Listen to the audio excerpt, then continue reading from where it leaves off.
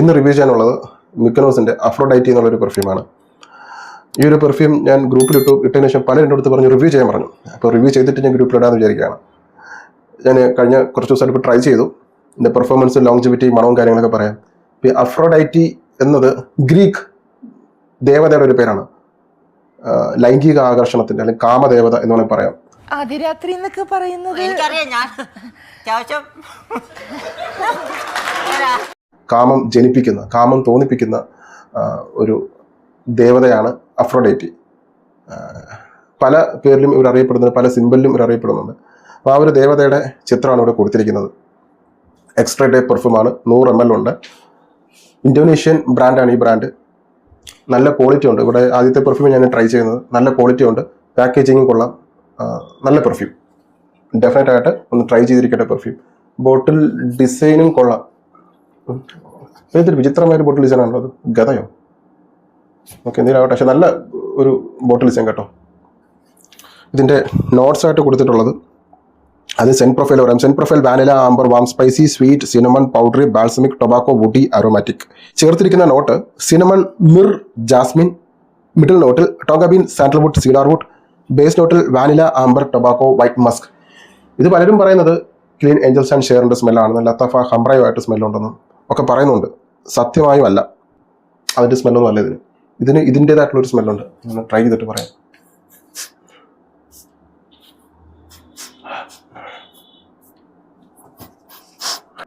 ഒരു വെറൈറ്റി സ്മെല്ലാണ്. കമ്പ്രയുടെയും അല്ലെങ്കിൽ ആ ഒരു DNA ഇവിടെ ഷെയർ ചെയ്ത് പോകുന്നുള്ളതല്ലാതെ ഇതിന് രണ്ട് മണമാണ് അത്.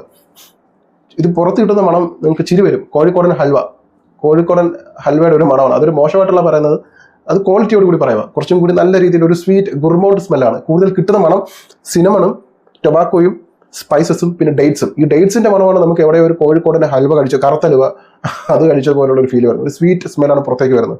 പിന്നെ സിനമൺ നോട്ട് നന്നായിട്ട് കിട്ടും. പിന്നെ എവിടെയോ ചെറുതായിട്ട് റോസിന്റെ സ്മെല്ല്, എനിക്കത് കൊടുത്തിട്ടില്ല, പക്ഷെ എനിക്ക് എന്തോ ഒരു റോസിന്റെ സ്മെല്ല് എവിടെ വരുന്നുണ്ട്. അതാണ് ഇതിന്റെ മണം. ഇതൊരു യൂണിസെക്സ് പെർഫ്യൂമാണ്. ഫോർ വിമൻസ് എന്ന് പറഞ്ഞാൽ ഇറക്കിയിരിക്കുന്നതല്ല. ഇത് യൂണിസെക്സ് ആണ്, 2 കൂട്ടർക്ക് യൂസ് ചെയ്യാം.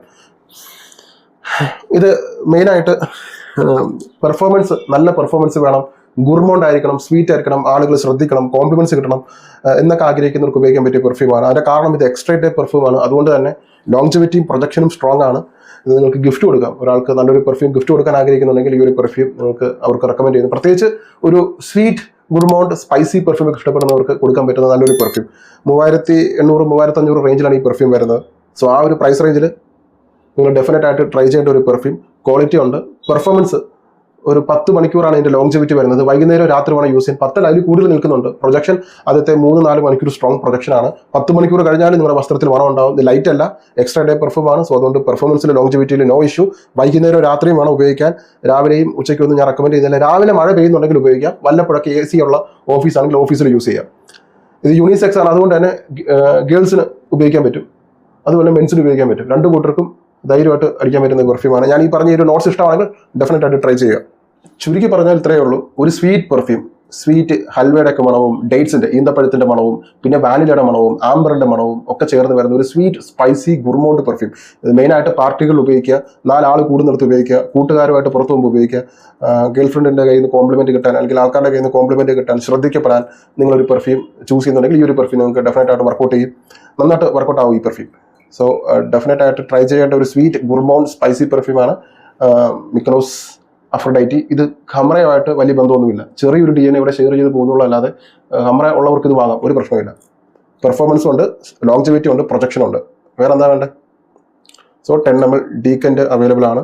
ട്രൈ ചെയ്തിട്ട് ഫുൾ ബോട്ടിൽ വാങ്ങണോ വേണ്ടെന്ന് തീരുമാനിക്കുക. എൻ്റെ അഭിപ്രായത്തിൽ നിങ്ങൾ ട്രൈ ചെയ്താൽ നിങ്ങൾ ഫുൾ ബോട്ടിൽ വാങ്ങും. ഇഷ്ടപ്പെടാൻ സാധ്യതയുള്ള പെർഫ്യൂമാണ്. സിന്തറ്റിക് ആയിട്ടുള്ള സംഭവം എനിക്ക് തോന്നിയില്ല, അങ്ങനെ ചീപ്പ് സ്മെല്ലായിട്ടൊന്നും തോന്നിയില്ല. അത്യാവശ്യം ഈ ഒരു പ്രൈസ് റേഞ്ചിൽ ഒരു ക്വാളിറ്റി ഉള്ള പെർഫ്യൂം ജ്യൂസ് ആയിട്ടാണ് എനിക്ക് തോന്നിയത്. Thank you so much.